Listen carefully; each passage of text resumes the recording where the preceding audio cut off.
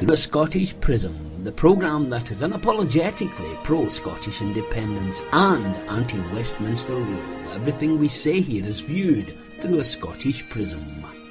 Brought to you by Barhead Boy.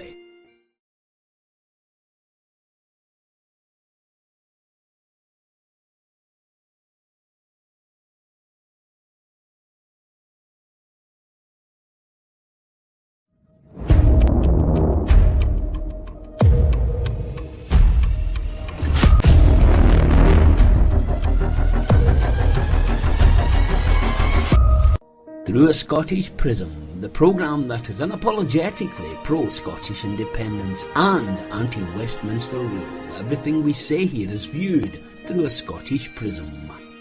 Brought to you by Barhead Boy.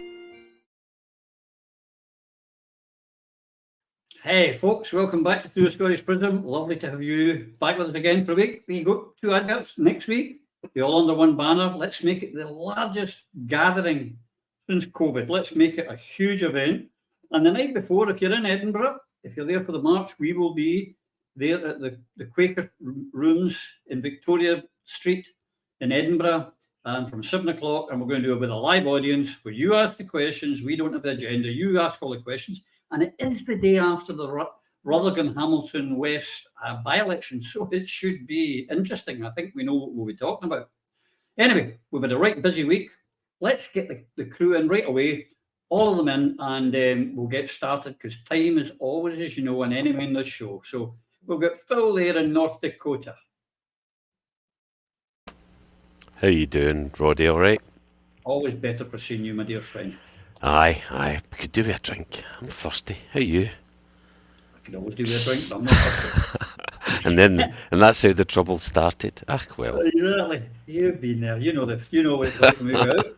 And we will be again. Yes, indeed. And then we've got our favourite lawyer up there in Clackmannanshire, our Eva. Eva, my friend, how are you? I'm not in Clackmannanshire tonight. Oh, I'm in a lovely part of Scotland, in Lochaber, on the shores of Loch Linney. Oh, in lovely. The second largest town of the Highlands. Well, it's Fort William, so naturally it's raining and the midges are out in force, but who cares? There you go. You can't beat the Everything girls. else more than makes up for it. It was actually a lovely run up here through Glencoe and what have you, so absolutely gorgeous. See what you're both missing? Yeah, I know. Tell me about it. I miss it every day. Yep. I miss it every day. And then down there, I think in the Borders, we've got Yvonne. Is you in the Borders, Yvonne? I see you're in the car anyway. Yeah, no, I'm not in the Borders. I'm just north of Manchester and reminding Manchester United that Newcastle is going to go and spank them in the Carabao Cup, just like we did Man City. All right. I can't say it too loud actually round here, but yeah. Don't worry. All the Man United fans live in London and China. They don't live in Manchester. We all know that. Are you heading south or north? I'm heading north. That's why I've got a smile on my face, and I can't wait for this by-election. This by-election in Rutherglen is so important. A lot of people's careers are going to be made and broken on the back of what comes out of Rutherglen. I think that's for next week. I really do. That'll be next week's topic. Right. I'm getting my weeks mixed up. Yeah, well, it's not like you to be mixed up much. I know. And then... No, it's the All Under One Banner March that I'm looking forward to. Correct, me too. And I'm looking forward to seeing you on Friday night at the Quaker Rooms. And then over there in Old Ricky himself, it's Lloyd. Where is he? There he is. How are you doing, Lloyd? I'm fine. How are you? I am just so happy. My life is so good, I should have a twin to share my joy. That's how I am. Anyway, it's been a hell of a week. And where I was not happy. Where they did what we discussed, folks, we didn't think they would do it. But Fergus was suspended by the SNP. I can't believe Ewing has been suspended by the SNP. Techie, stick up the video, would you?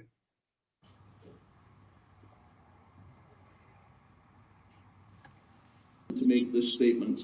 in response to the public, who I think have a right to know my views on these matters. I was, as many of you know, literally born into the SNP, and for me and many others, including myself, support of the party and advocacy of independence for Scotland has been my life's work. I have, over the years, I think, espoused loyalty to the party on many occasions, both as an MSP for 24 years and as a minister for, I think, 14 years and Cabinet Secretary for five of those. I bit my tongue when I didn't agree with certain policies that the party was promoting. But I bit my tongue, and I think many of you here will remember me over these years as not being particularly loquacious with your good selves in your pursuit of truth. And I did so because I thought fundamentally that the party that has been such a big part of my life was fundamentally proceeding in the right way for Scotland and standing up for Scotland. The SNP is not an ordinary party. We're a party that has always put Scotland first. And that means, to me, putting the interests of the people of Scotland first. But in good conscience, and it grieves me to say this, I don't believe that that is any longer the case. A heck of a video, Fickle. He's right, we all joined it. It wasn't just an ordinary party, we were different. We were past tense. But how did you feel when you heard the news that they'd actually gone ahead and done this to Fergus? No change really, because we expected it. Because as ridiculous as it should sound, and it is, we expected it because of what's happened to this party. And yes, Fergus beautifully articulates that which I speak of regularly and we speak of regularly, that which is loyalty of party versus loyalty to the cause. Now, when someone is esteemed and is rooted into this party, born into the party, as Fergus quite accurately says, is now standing up and saying it no longer represents the principles that it was set out to follow and to achieve, which is independence for Scotland and its people, then I'm afraid it's a busted flush. Everybody, there is no place to hide now. Those members of the SNP, you have nowhere to hide now. If you're still blindly following the SNP and these people who have betrayed us, who have sold us out, and someone like Fergus Ewing is standing up and saying what he's saying, being completely open and honest, and saying he wasn't playing along with the press because he bit his tongue and went along with it, as we all have in various policies, because what this party was about was the prime directive, independence, nothing less, and everything else on the way we take on board. Everyone of every stripe, the right, the left, the socialist, the industrialist, the capitalist, everybody that wants independence and understands that to grow up as a country, as a people, why get pocket money from England instead of running your own affairs? Jesus, come on, guys, wake up. So no, and of course it follows after this veteran of the cause was suspended for a week. I mean, listen to the quotes. I mean, he's been critical, Inverness and Nairn, obviously, and son of the recently late, great Winnie Ewing, who was a trailblazer. But he's been an outspoken critic, and he never would be, for the reasons he just explained. And I would never be, most of us would never be. This is why I've got patience with some of the MPs and MSPs, but not now. When someone like Fergus Ewing comes out and says this, and listen to some of the quote, he says the SNP was no longer putting Scotland first. Annabel Ewing's standing there, and Kate Ford's is there, Christine Graham's there, and he's saying, I quote, I bit my tongue when I didn't agree with certain policies the party was promoting. I did so because I thought fundamentally that the party that has been such a big part of my life was fundamentally proceeding in the right way for Scotland, standing up for Scotland. Now, he's 100% right. That's the loyalty that kept us all loyal and biting their tongue and not critical of the leadership when they strayed, but when they go off the path and take a different start going in a different direction, you got to stand up. And I loved that quote: "The SNP is not an ordinary party. We are a party that has always put Scotland first, and that means to me putting the interests of the people of Scotland first, but in good conscience." And it grieves me to say it, I don't believe that is any longer the case. Now, when he says that, we need to turn this around. Absolutely appalling state of affairs. Yeah, he was very dignified, as you would expect from Fergus. He was very dignified in his comments. He could have been a lot worse. I hope that in days to come, he does get a lot worse and feel that he's able to be even more honest and forthright than he was in that interview, which must have been a particularly painful one for him. If you look at the Wikipedia entry for the SNP, in the detail of it, the first parliamentarian who is named is, of course, Winnie Ewing, Fergus's mother. And the reason why she's named is because that's the introduction to the explanation that it was since Winnie's election in 1967, from then until now, that the SNP has been constantly and permanently represented in Parliament. That's how important and significant this development is. But to go hand in hand with that, unfortunately, what we see is quite some substantial differences being made to the SNP website. You used to go on it and it would talk about independence. You go into the SNP website now and the headline is "Delivering Progress for Scotland." And you can read a list of achievements, and nowhere on the website will you find mention of another of the giants of the Scottish independence movement, Alex Salmond. He's paid less than lip service. That is how far this party has fallen. Unfortunately, it will go much further down in public estimation and in the estimation of the movement, unless and until those with spines and backbone and courage who stood beside Fergus Ewing the other day take power, take control themselves. That's what they've got to do to save that party, and in essence, to save the movement if 2024 and 2026 elections are going to see a Scottish independence vote surge. In the absence of behaviour of that nature from the good guys in the SNP, then there are very dark days ahead for the party and, unfortunately, also for the country. Yeah, Phil alluded to it, Yvonne. One of the great strengths of the SNP, of the many strengths that it had, was that it was a broad church.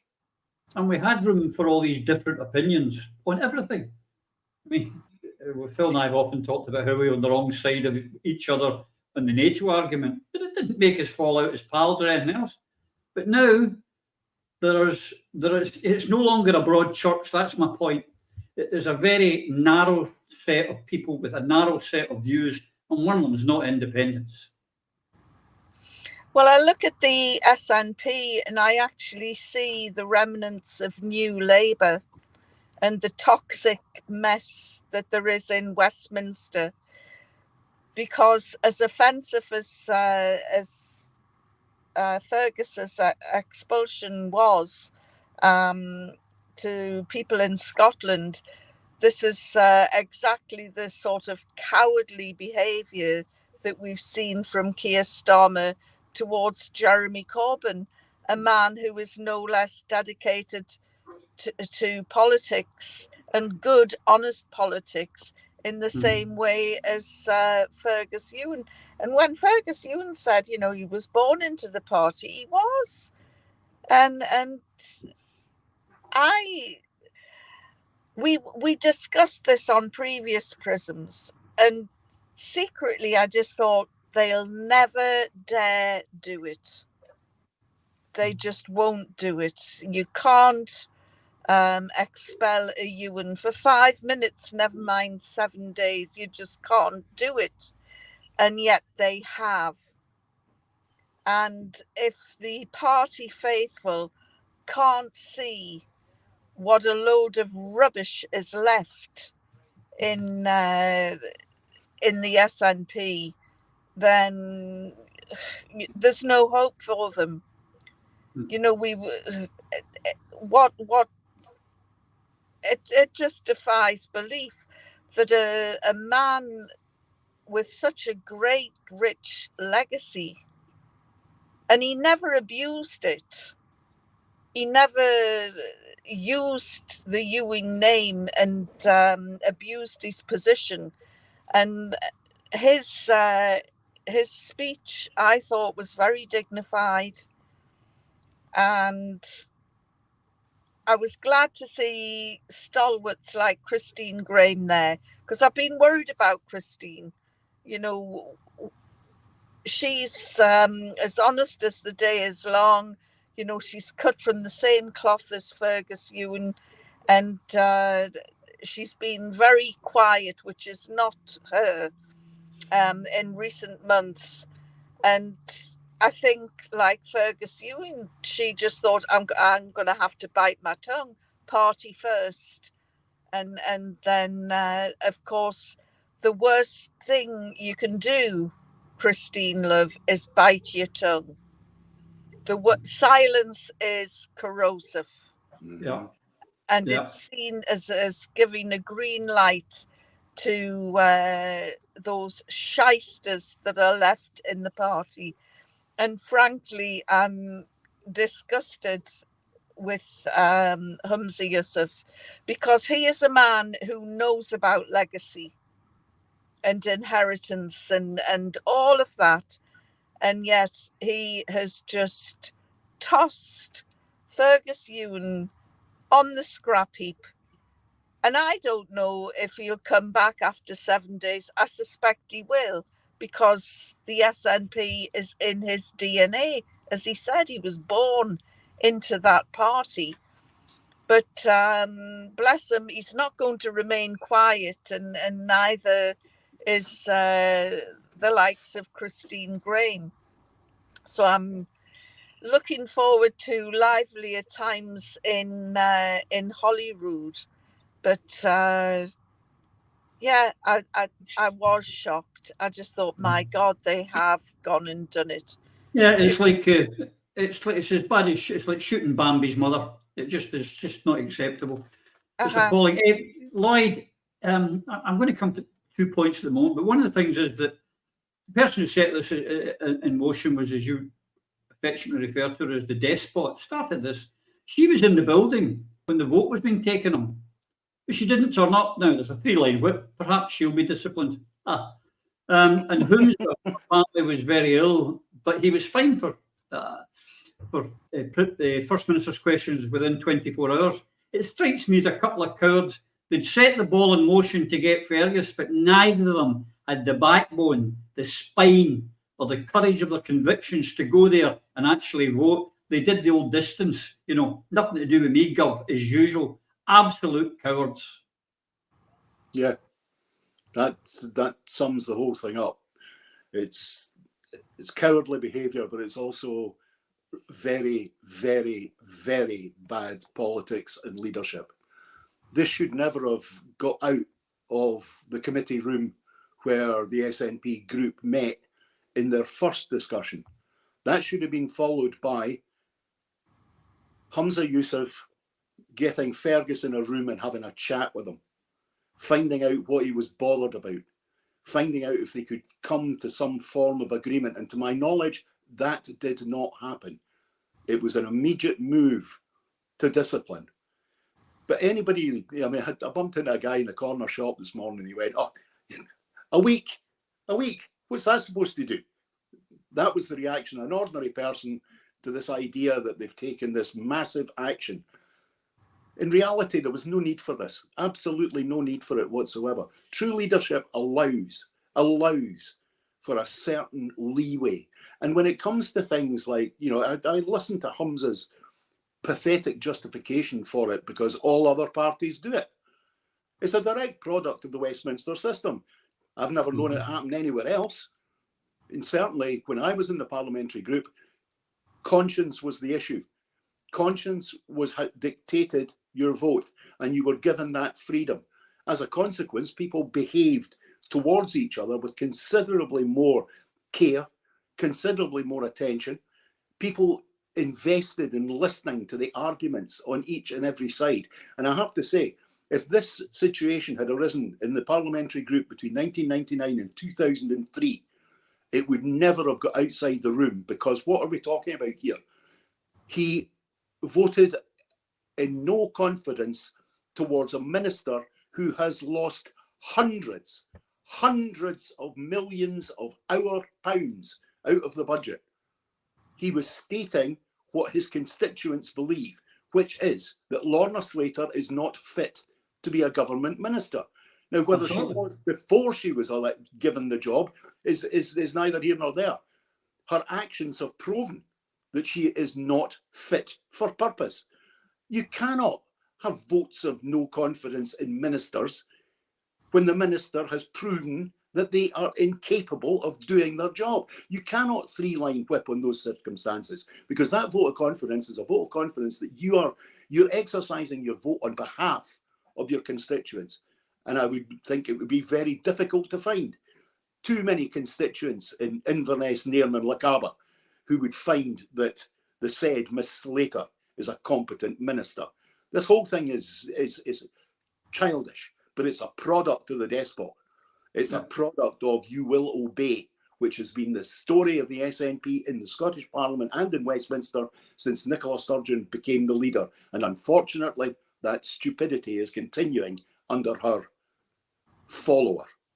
No, absolutely. I've also noticed that the Daily Record, probably at the insistence of Murray Foote, have been putting out, well, he's a Tory anyway, and we should vote for, he votes for the Tories, so let's send him to the Tories. Absolutely disgraceful. But another thing that happened this week, Phil, and maybe you stick it up, Techie, the letter from Angus. I hope that everyone's seen this letter that Angus sent to Alec and to Humza. Now, it's too long, I won't read out the whole thing, but just I'd like to just the last paragraph. But basically what he's saying throughout the letter, he's actually talking about Scotland United, that we should all unite, get behind each other and as an independence movement and move forward. The last paragraph, though, says, finally, a word of warning. If it happens you decide to put your party first, then what has happened in the past will only happen again, and people will be fighting for independence for years to come because an opportunity to secure it will have been squandered. I trust, however, that good sense will prevail and we can all work together. Great sentiments from Angus. It's going to Alec, I know, does agree with it because he's been advocating Scotland United. Will this, is there any chance, Phil, do you see, of Humza Yousaf paying any attention to that? No, he won't, because it's Angus and there's another dissenting voice. But Angus, as usual, is bang on the money. And it's the same as we see with Fergus. It's the same as we've seen with the Westminster Hall debate, with the Alba Party. It's blind loyalty. And all it takes for evil forces to prosper is for good men and women to do and say nothing. Absolutely, Yvonne's on the money again. We got to speak up. There's a canniness to politics. There's a game that has to be played, and you have to be party loyal up to a point. But when borders are crossed, and we have crossed the Rubicon quite some time ago, and there is no going back for the leadership in the SNP. That's why I've never and will never conscience supporting Humza Yousaf. He's not good enough. He's not delivering. He will not deliver for us. And hello, Hazel. And it was. We'll soon see. We'll soon see how long it takes for this shambles to fall apart. But Angus is on the money. But tragically, no, he won't. There's not going to be any change for these people currently in charge until they are removed. They have to be.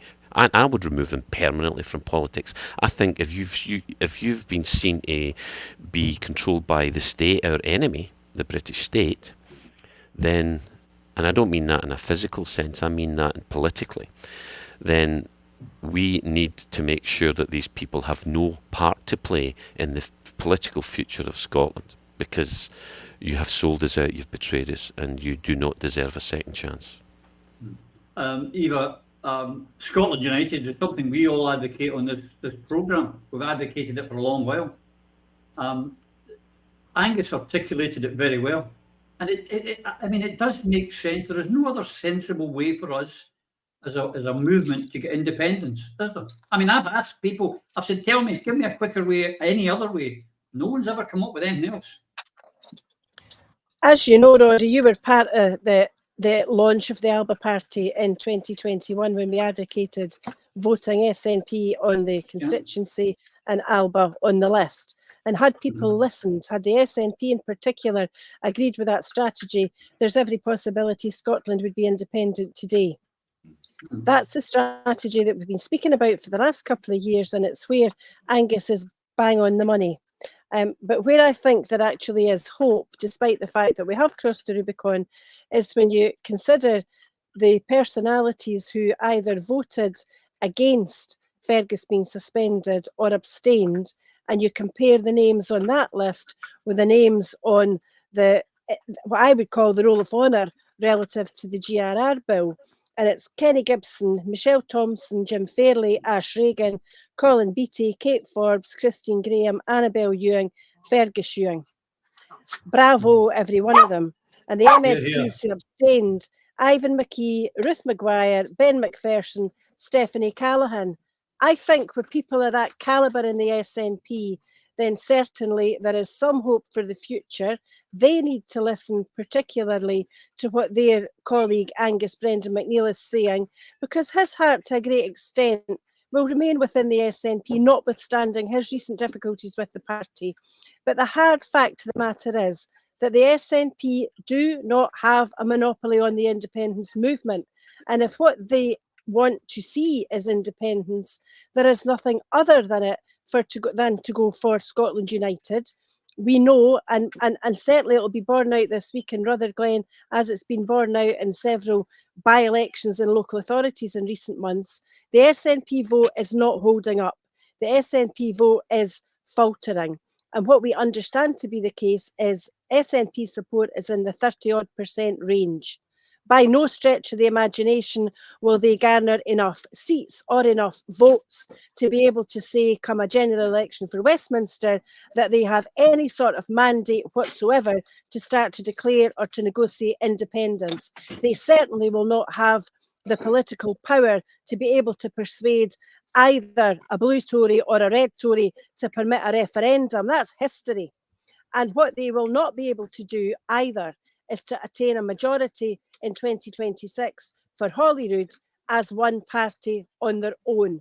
The Greens are, quite frankly, an object of ridicule, as has already been alluded to. The fact that Lorna Slater can squander £85 million on one of many capers, and yet we have children in Scotland going hungry. We have working poor working all week to go home at the weekend and have no money to pay bills. When we're concerned about schools, NHS, we're hearing on a daily basis there are stories of people having to pay privately for chemotherapy and for operations for ovarian cancer. What the hell has got into the people who are meant to lead this country? You know, it's high time that Humza Yousaf looked around about him and got out of the comfortable bubble that he's in, the comfortable bubble that his predecessor also inhabited, and see what's happening to the ordinary people of this country who are doing without essential items because our country is furrowed to a union which is outdated, outsold its purpose if it ever had one, and completely out of touch. So I would appeal to those who supported Fergus to also consider not just to support Angus Brendan McNeill in this endeavour, but to have the strongest of words with Humza and with Neil Gray and Angus Robertson, Angela Constance, all those who are cabinet secretaries with positions and responsibilities, and appeal to their heads and their hearts to put country before party, because now is the time and now is the hour for Scotland. Hear, hear. Well said, Eva, as always, well said. On that, Yvonne, Eva alluded to it when Alba came out and started, they were talking about vote SNP in the constituency Alba in the list. And in the following year at the council, we said vote for the SNP, yes, but vote for the other independence parties to stop the unionists winning more councils than they should. And lo and behold, they didn't listen again, and the unionists ended up winning. One of those councils is North Lanarkshire, in Phil's backwoods of Phil for Phil. Techie, can you put up that about the closures that are going on? 30, I think it's 37 facilities are being closed in 39 facilities, swimming pools, libraries, etc., all being closed and the SNP, it's always terrible, Labour-run council. Of course, you'll only hear that in the National. The BBC and the rest of the media are telling you it's a Labour-run council. But it's that we told them, vote for the other independence parties. They didn't listen. And now the SNP have no right to complain that the bad unions are doing this when they could have had an independence majority in that council. And this could have been avoided. Well, you're right. We did tell them on Prism just a few months ago. And it was quite a brutal show, I remember. But what's happened in England with Birmingham going bust, going bankrupt, the same is going to happen in Scotland with those councils that owe tens and tens of millions in payouts to council care workers who were let down over the pay gap, who have worked for buttons compared to their male counterparts in the council. And of course, it's all come back to haunt them now. And in Fife, instead of settling up and paying these women compensation, and it is life-changing sums of money, they're going to fight for another 2 years and rack up more legal bills. And eventually they will have to pay out. By the time the final bill comes in, Fife could end up like Birmingham. And so could Glasgow and North Lanarkshire. There's a lot of councils that are teetering because they've betrayed the women employers that they have. But, you know, just going back a little bit, I still think Chief Mammy has her hooks into the party. And this Fergus Ewing dismissal, I think you could probably trace straight back to Nicola Sturgeon, who is still pulling the strings. And if they can have the likes of Murray Foot back, which is like recycling toast, it's just a disaster. Make way for the return of Sturgeon, because that's what she'll be planning now, her return. And it's quite clear that Police Scotland either don't have the appetite to pursue whatever it was that they were pursuing originally, or she's very emboldened and confident that she's not going to be charged with anything. And there will be a way back for her with the toxic, corrosive politicians that they've got installed already. And the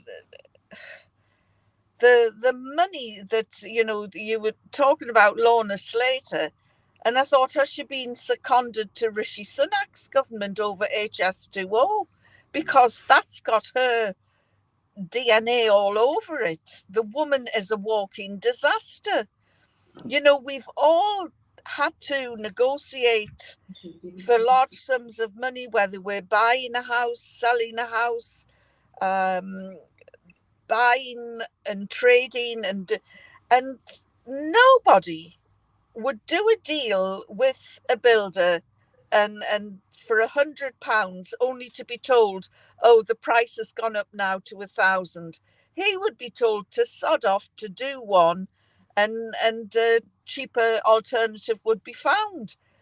But the SNP are frittering away our money, and as Eva points out, it's at a time when we have increased poverty and Ben's going without food. And Lorna Slater's there with, well, I don't know, she's just a walking liability. It's it would be laughable if the consequences, the long-term consequences, weren't so dire.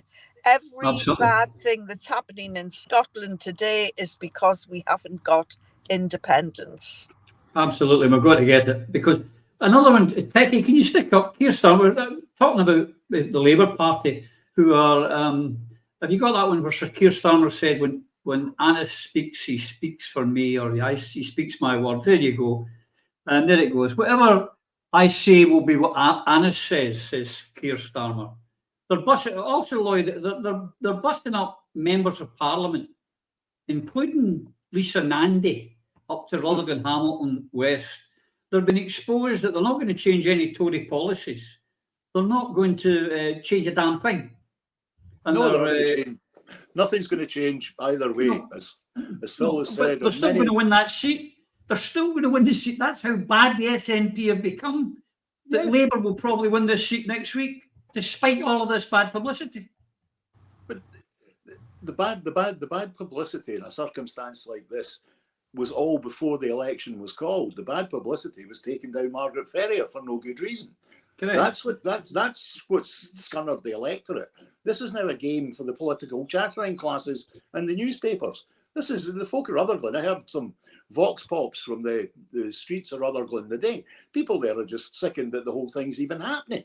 Mm-hmm. You know, they didn't see what the problem was of Margaret, and you know, some of them think she did the wrong thing by doing the, you know, travelling with COVID. But the fact of the matter is her record as an MP was outstanding, and the people said that today on the BBC. Absolutely. But this is the most extraordinary by-election I've seen in my lifetime, because we have, on the one hand, the party that held the seat but managed to lose the seat by losing the member is having to bus people in primarily from their places of work, namely the House of Commons and the Holyrood Parliament, because they can't get any activists on the ground. And on the other side of it, we've got the Labour Party doing what the Labour Party has done all of my life. When it has no activists, it brings in the payroll vote. And that's exactly what's going on here. But another element of this is there's jockeying for position. Who wants to be in Starmer's next cabinet? Who wants to be something special if they get to the House of Commons? You know, this is performance art by the Labour Party. I think the vote will be tight on a very, very, very, very low turnout. But I think some of the other things that are happening in this by-election are entirely wrong. I mean, apparently there are 14 candidates. To my knowledge, until this afternoon, my knowledge was there had only been one hustings call, to which the 3-4 major parties didn't even bother turning up. But I discovered from Twitter today that there was another hustings where only the major parties were invited. Yeah. And that in itself is absolutely shocking. And that shows collusion between all of the big parties against the smaller parties. Now, I advised that maybe a certain small party shouldn't take part in this election. You did indeed. And I am not saying, well, I'm saying that I think I'm wrong. I'm wrong, actually, because what it's done is it's beginning to put a light onto the corruption within all of the top 4 major parties. And I think Colette Walker is doing an extraordinary job in difficult circumstances. I wish her all the best. And I hope they survive. I hope they come out of this stronger. Because if they're stronger, Scotland's stronger. And that's the best. That is the best we can hope for out of this by-election, is that there's some modicum of positivity we can take out of it for our country, not for Westminster, not for the House of Commons, not for the SNP, not for Labour, but something for us. Now, 2 things on this by-election as well, Phil, that's come to my attention. One of them is we all still have pals in the SNP, and someone I know had went to help in Rutherglen, and they were given the list to go and, not knock up, but it was to go and check up on some well-known supporters of the SNP. They were given a list and say, these are all SNP supporters, they voted for us since whenever. Just go and check, they're going to turn out next Thursday. And everyone in that list he had said, not a chance after what you've done to Margaret, or not what you've done with this bloody GRR stuff. Not one of them said they were turning out and they're expecting to be slaughtered. And the other one, now we've all here fought by-elections, and know when you get there, there always some of us, there was so many of us sometimes, and Govan, I remember in the day, Lloyd, when there was so many of us, they actually didn't have anything for us to do, and sort of sent you out in 2s and 3s because there was so many people there to work. The SNP whips at Holyrood are getting ready to discipline their own MSPs who are failing to turn up. They're even failing to turn up to actually campaign. This is unheard of, Phil, in our movement.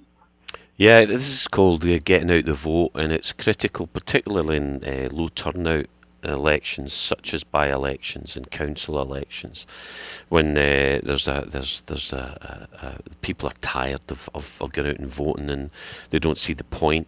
So it really is vital, and all parties do it. You know your regulars, you go and you check it out, and if your stalwarts, if your core support isn't voting for you, then you're in serious bother. But that tragically doesn't surprise me. So no, that's no shock. And going on about back to North Lanarkshire, obviously, where I'm from, Coatbridge, the Côte de Bridge, twinned for obvious reasons to the Côte d'Azur. But sadly, it's not always as nice. But this is North Lanarkshire Council closing 39 swimming pools, its sports centres, its libraries and community facilities to plug a budget shortfall.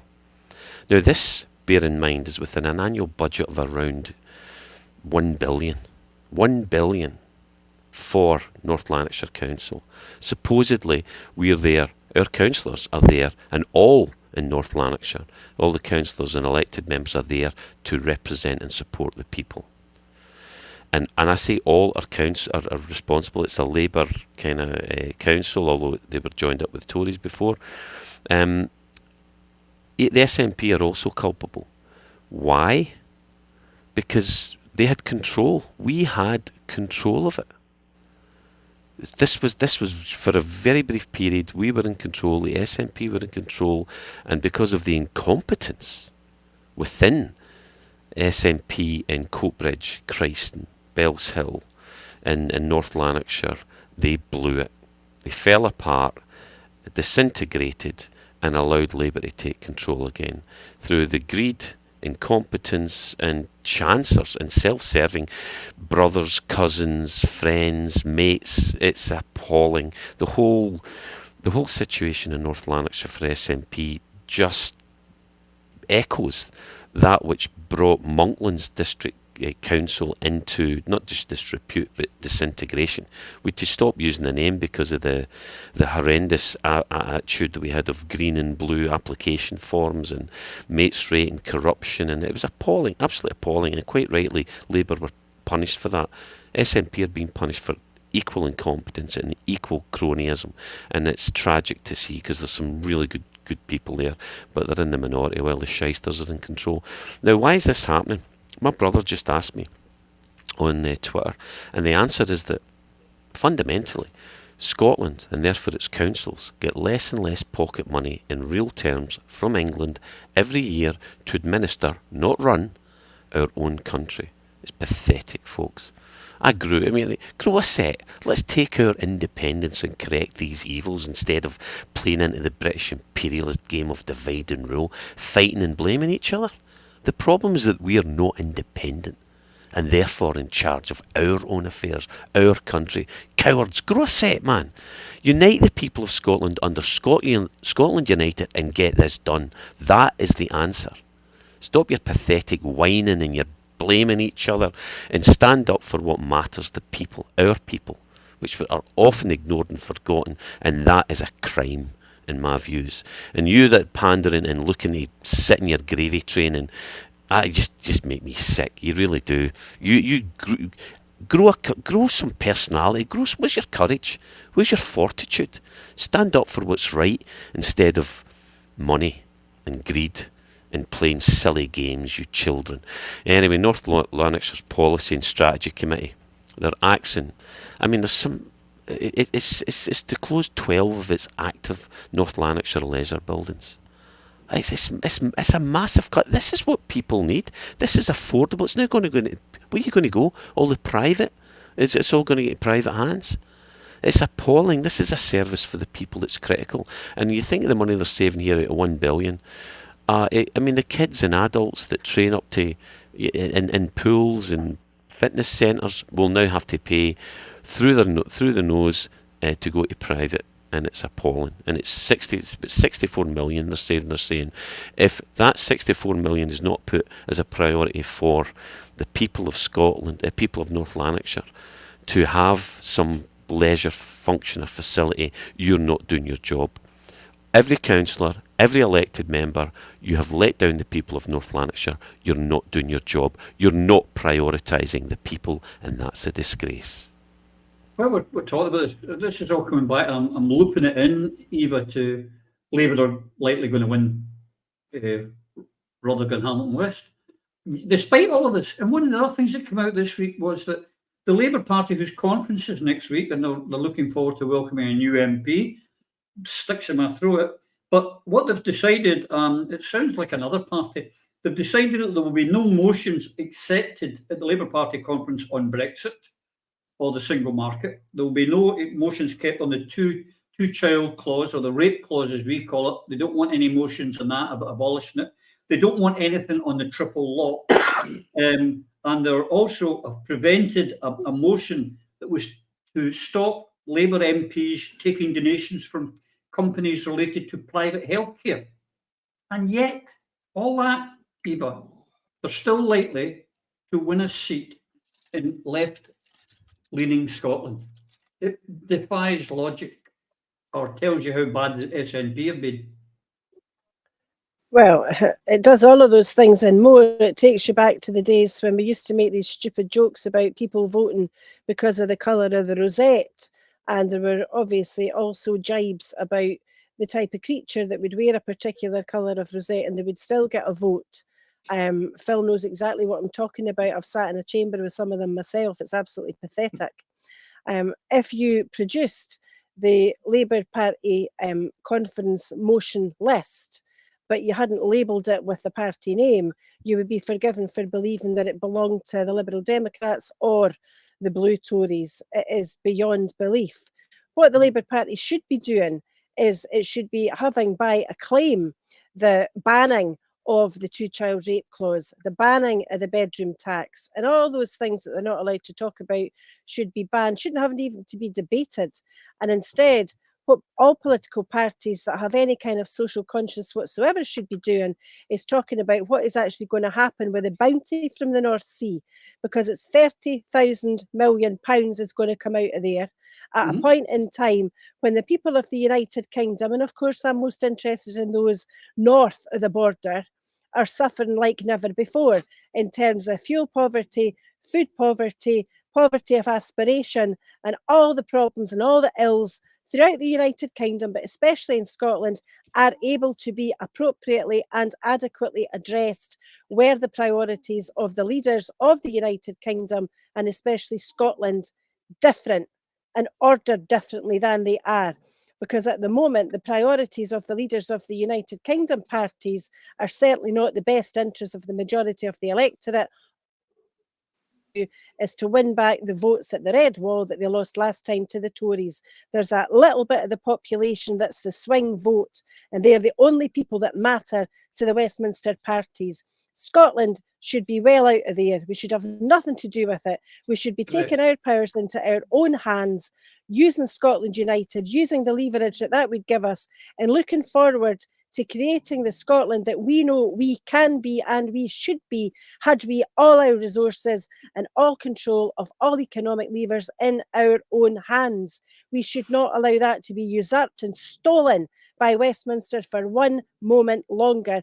And if Hamza Yousaf and Neil Gray and Angus Robertson and Angela Constance and Shirley Ann Somerville and all the others in that cabinet allow that to happen, then they ought to become history forthwith, because their priorities will be proven not to be the benefit of the people of Scotland, not the people that queue at food banks, not the people who look down at their feet in dismay because they're trying to hide when they're in food banks, not the people that are standing at the queue in Tesco's or Lidl or Aldi, counting up to see what they've got in the bank or the coppers that they've got in their pocket to see if they can afford to pay for the contents of their trolley or if they'll have to put something back first. These are the people that should be prioritised by our leaders, because once we feed and clothe and warmly heat everybody in this country, the whole country will benefit and we will prosper. But that will not happen if we continually are ruled by people who put party before country. Here, here. Absolutely. Well said again, Eva. That's true. We've spoken on this show, Yvonne, many times. We were, before Boomsby got the job, and we said, you don't want Mr. Continuity because nothing will change. It will just get worse. We were proved right. We are being proved right. But here's the thing I would say.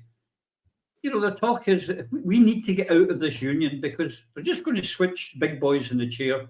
They're going to put Starmer in place of Sunak. I would advocate that it's Mr. Continuity. They're doing the exact same. Will we notice any difference with Starmer in than we will with Sunak? You're muted.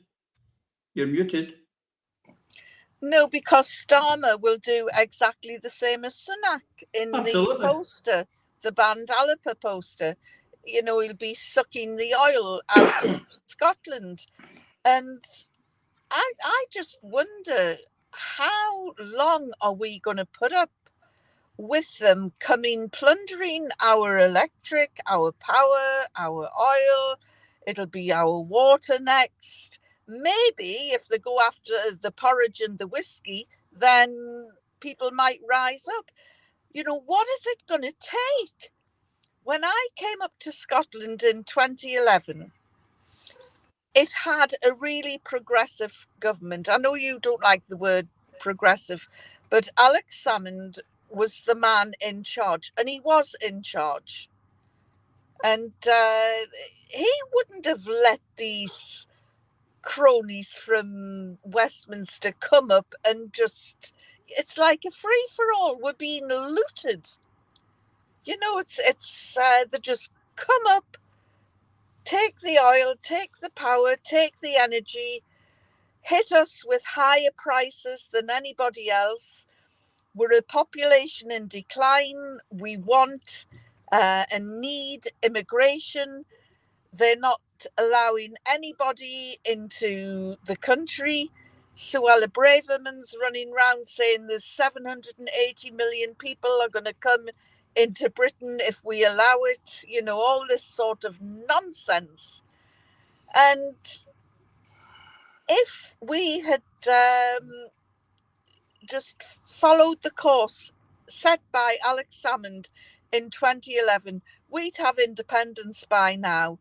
In fact, we'd probably be a bit alarmed at the amount of English people at the border knocking on the door wanting to come in, and would probably have to have food parcels to deliver to them, and because we would be a wealthy country by now, with our own oil reserves, with our own energy. We've missed a great opportunity. It's been taken away from us. And are we going to be robbed again? Are we going to allow the same thing to happen again?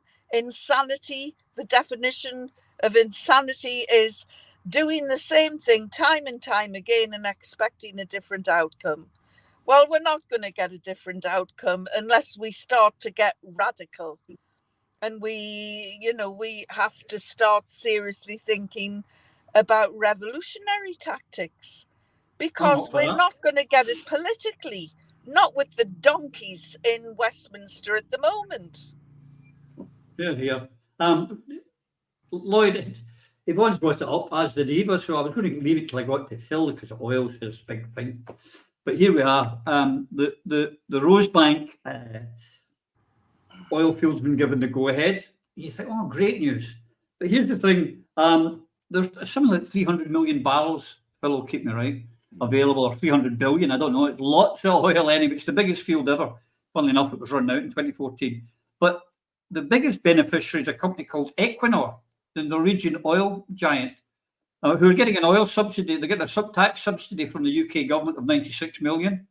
So they'll make a lot of money. The Spivs in London are going to make a lot of money. What does Scotland get out of this oil? Its natural resource. What do we get? Same as we always get. Nothing, Roddy. Exactly. Nothing at all. The biggest offence that SNP elected members, be they in Westminster or in Holyrood, the biggest offence they've committed in the past 10 years is their acceptance of the fake green agenda. It was the proof that they are no longer in the business of raising our people out of poverty, improving the infrastructure of our country, developing us along the same lines as Norway. Because if you believe that this country needs to be independent, you believe it because of what's wrong, not what's right, all of the things that need to be fixed. And the primary reason we know that these things need to be fixed is because we look across the water at other countries and see how the benefits of oil have allowed them to develop extraordinarily well, and we don't have that.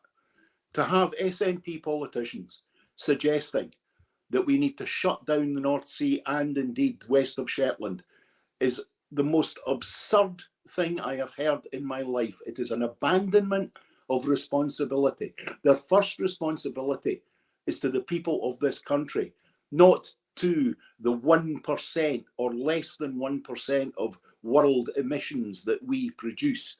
That's not their responsibility.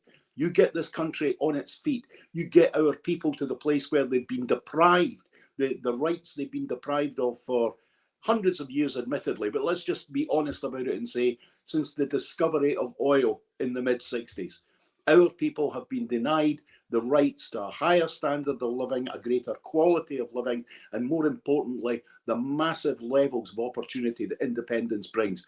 Anyone who's a member of the Scottish National Party who claims to believe in independence, but at the same time says that oil has no future in an independent Scotland is either an idiot or they're a Tory. Or whom they used to. Two things. That's another thing I just say before you come in, Phil. It also came to my attention that this oil that's coming out of the west of Shetland and the Rosebank, it's not even going to Grangemouth to be refined. They're refining it in Norway. We're not even getting the jobs for that. It's really quite disgusting. But he expressed that he is absolutely against this development. The leader of the Scottish National Party, remember it's Scotland's oil, is against extracting the oil. I wouldn't mind if he said, Phil, well, I'm against it being extracted now till we get independence, then we'll take out as much as we can. But he's joined this green nonsense about no more oil. It's insanity. All of it. Yeah, I mean, Humza is a tit. He knows nothing. He's just virtue signalling. The guy has no clue what he's talking about. He's just doing what he's told and to get votes. There's no logic in that.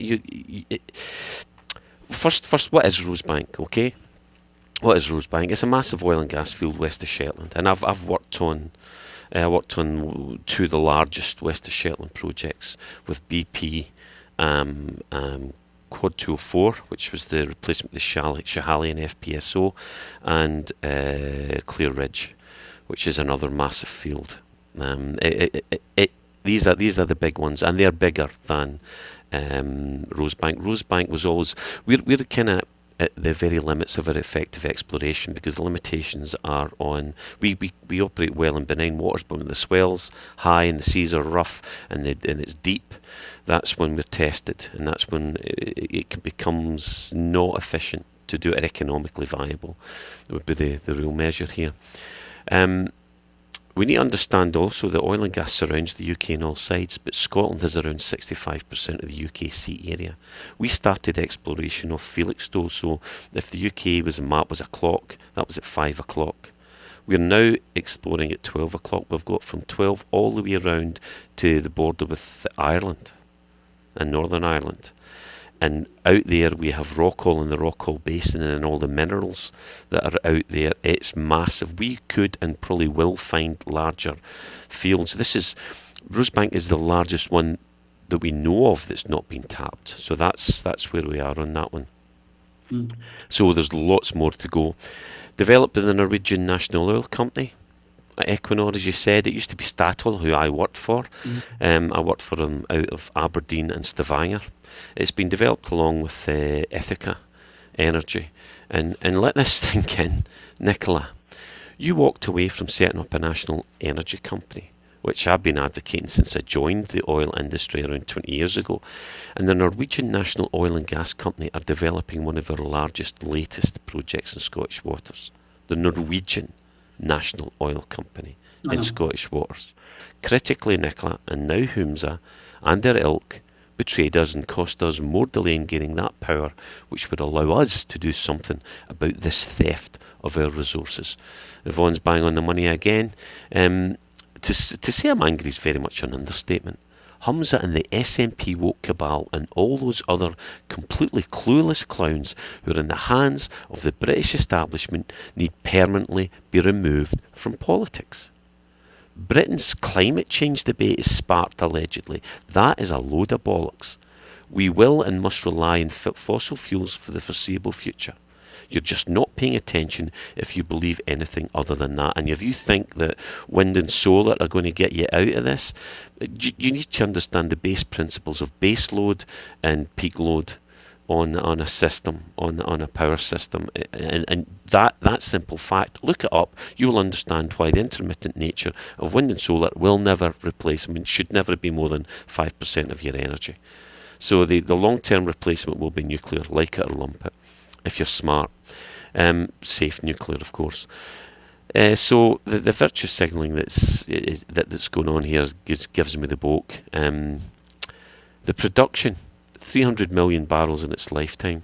It's at today's prices, people, of 95.59 barrels of crude, Brent crude. It's one of the richest mixes, most valuable mixes. Scottish oil is one of the most valuable and highest rated oil. Like West Texas, the American stuff's cheaper. There's some others that are a wee bit more expensive, but Scottish oil is very, very valuable. Yeah. And at sorry. On you go. At 44 million cubic, it's 69,000 barrels of oil a day, and there's going to be 44 million cubic feet of gas per day. Right, so that's, to do the quick calc, it's about $6.5 million dollars per day revenue for the oil, and about $1 million per day for the gas. So, it's today's prices. That's about 28.7 billion revenue generated, less the lifting costs. And none of it's going to Scotland. There you go. Crazy. But the clock's kicking on. There's a few things I really want to get through today before we finish up. And one of them I want to do quickly, just with you, Eva, is the Scottish Government's reform of justice is going down like a lead balloon just now. I know you and your colleagues are rather unhappy with what they're contemplating. I'm also hearing that the judiciary are not going to accept it. They're going to fight. Well, what's incredibly disappointing is that the Scottish Government insists that they consult, and they consult with interested parties, including professionals. However, in regard to their proposal that there be jury-less trials for rape and other serious sexual offences, they've almost signally ignored the very nuanced detail of the recommendation from Lady Dorian, who suggested that perhaps there could be a pilot project. What she suggested is not what is contained within the draft bill. The bill goes much further. In addition, what the professionals said in the main was that juryless trials for matters such as this ought to be a non-starter. They were too dangerous if you value justice and the rule of law and democracy. Some concerns, because there's far too many to give justice to just now, some concerns include that if you have trials where they are presided over by one judge alone, or even by a couple of judges, all that you do is concentrate power in the hands of the same old, because judges are predominantly not a cross-section of society. And the great value of being judged by a jury was that the jury comprised the citizens who were a cross-section of our society, representative of the community or the country as a whole. Judges are mainly male, mainly the product of a private education, mainly middle-aged or older. So you get away from that cross-section if you only allow judges to make decisions on guilt or innocence. You also damage the, I suppose, independence of the judiciary if your stated objective is to address a low conviction rate, because that means that you want the conviction rate to be higher. And what you risk doing is suggesting that the job of the judge is not to hold a fair trial and to have a fair decision reached beyond reasonable doubt, but that the job of the judge is to convict. And that erodes the presumption of innocence, which is so very valued.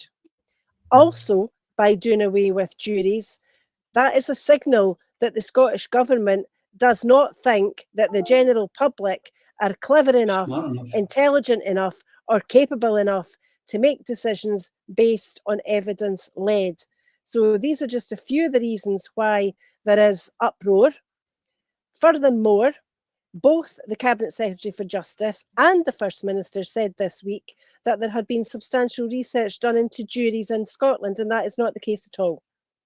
There has been a pretend survey done in Scotland, which did not involve real jurors because that is not lawful. But there was a huge survey done in England involving 770 odd jurors by an academic whose results were more reliable and likely to be far more accurate than anything that the Scottish Government is currently relying upon. So I would suggest, I'm just trying to find the lady's name because I want to name check her. Here we go. Professor Cheryl Thomas. She surveyed 771 jurors from 4 different areas. She's quoted all over the internet, particularly by Thomas Ross, KC. Now, I would far rather take the word of a professor who's done the research and a number of King's Counsel before I would take the word of a Cabinet Secretary for Justice who has no legal qualifications and a First Minister who has no legal qualifications. I rest my case. Indeed, well said. It's definitely something I think that we should probably devote a programme to and bring in some experts, and I'll just sit there and pretend I know what you're all talking about. I've got to say, I watch it's getting darker, Eva. It's getting, Yvonne, it's getting darker around with you. We're going to need to take some light on you or finish this show very quickly. I want to go on 2 more subjects, but the one I wanted to mention, while all this is going on, we mustn't forget our Tory pals. Now, I know you were overjoyed to hear that the Tories, thanks to Boris Johnson, had ennobled Priti Patel, she's a dame now, and Jacob Fried-Mogg is a knight. So you will be doffing your hat next time, Sir Jacob. This is really why we should stay in the Union. It warms the cockles of our British hearts, does it not, that sort of thing, Yvonne? Get your mute, no love, get your mute off, because this we want to hear. No, you're still muted. I'm not hearing you. Is anyone hearing? We're not hearing you. There you go. Oh. Now we're not seeing you. Switch the light on. We'll come back to you when you come back in again.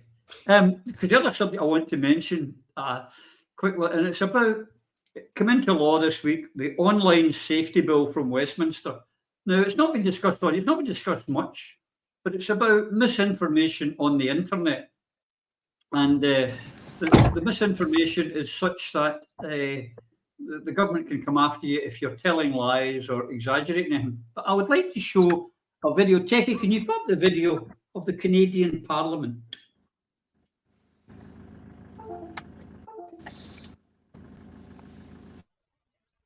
Zelensky's speech received at least a dozen standing ovations. There was also one for this man, a 98-year-old Ukrainian Canadian who fought for Ukrainian independence against the Russians during the Second World War. Against the Russians. That should be a tip for a clue. If you're fighting against the Russians in the Second World War, Lloyd, you're fighting for the Nazis. And he was in the Waffen-SS. And now they're trying to deny it. Now, there was a chap called, and I have his name here, Walter, I have his name here, Walter, who I'm going to have on the show soon, Walter Thornton. And he was on a podcast talking about this, being interviewed and saying, yeah, this guy was in the Waffen-SS. The Poles, actually, we've got a memo on that. The Poles want him extradited. He slaughtered thousands. He was part of a unit that slaughtered thousands of Polish Jews during the war. Yeah, they're wanting him for his Nazi past.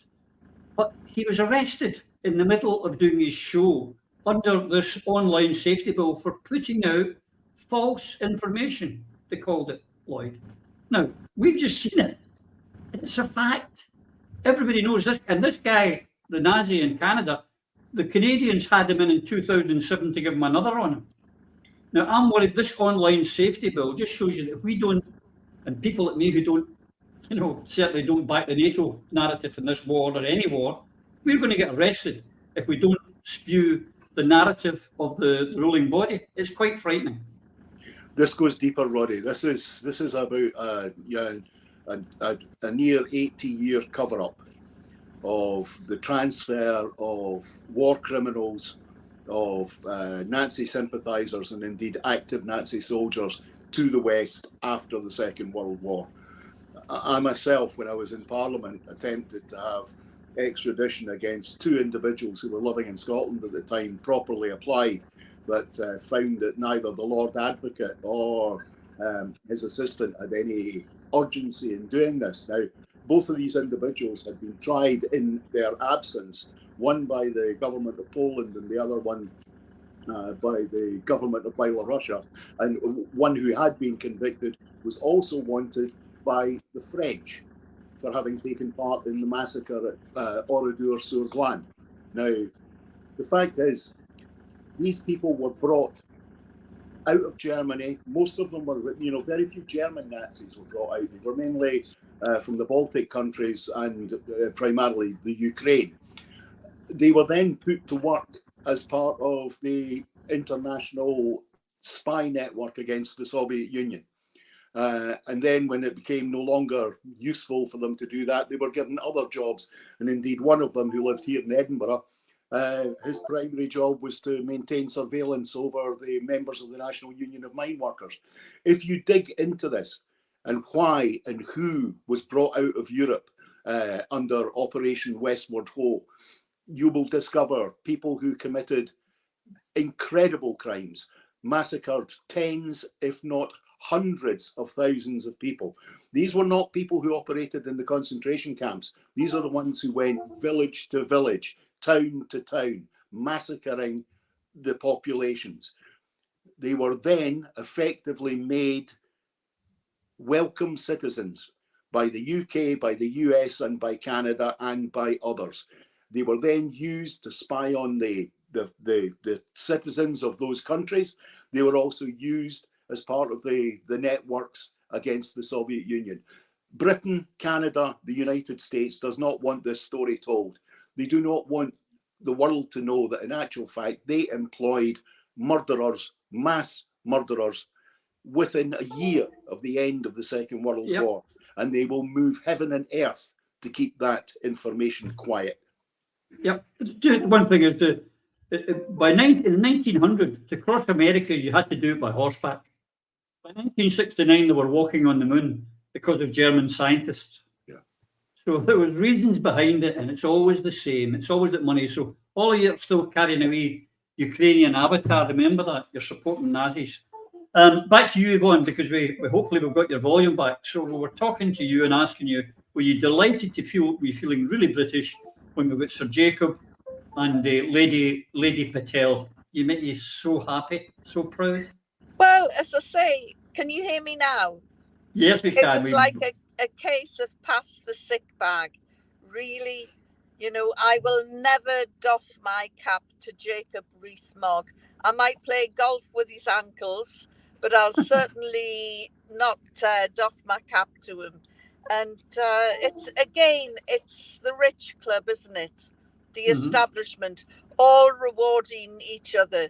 Let's just wait for Lord Blackford to emerge with his ermine round his neck, and others who were settling down rather than settling up. It's and very quickly, what Eva was saying about judges, I wouldn't trust a lot of judges as far as I could throw them.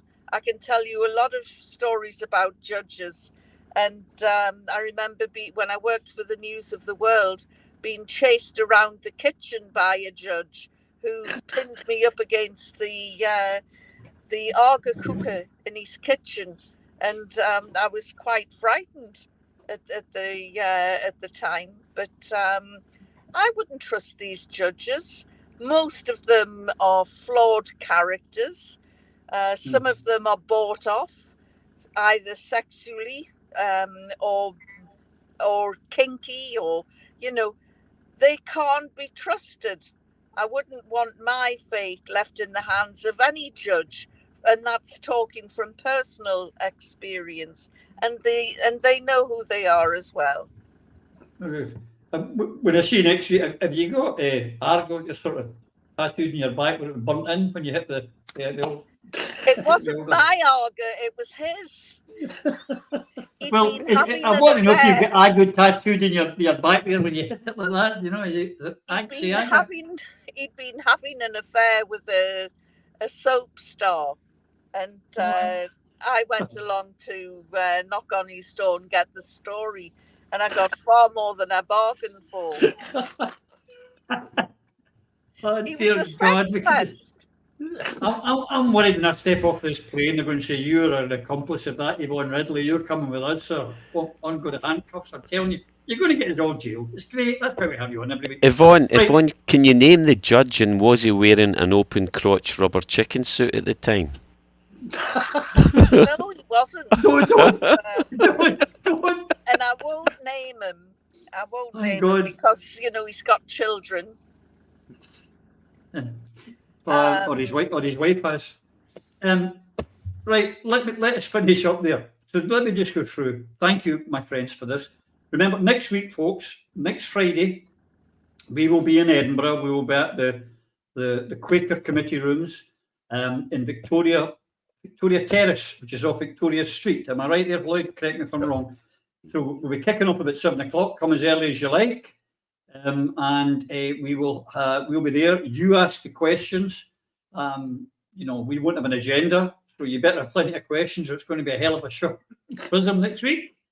But we certainly will be the day after the result for Rutherglen, Hamilton West. So I'm sure we'll have plenty to talk about. I'll be there. Eve will be there. Yvonne will be there. Lloyd will be there. Unfortunately, the old Coatbridge Cavalier's not. He's freezing his bum. He needs an AGA up there in North Dakota. It's that cold now. And we'll also be joined, hopefully, by Grouse Peter, subject to him feeling up to it. He'll be with us. So we'll be there. And then on the Saturday, we'll be in the Meadows with a stall. The Through Scottish Prism stall will be there. So there you go.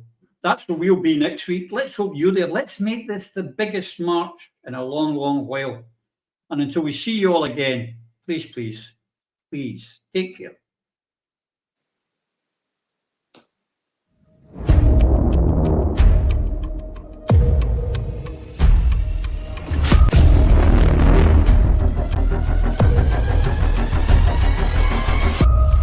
Through a Scottish Prism, the programme that is unapologetically pro-Scottish independence and anti-Westminster rule. Everything we say here is viewed through a Scottish prism. Brought to you by Barhead Boy.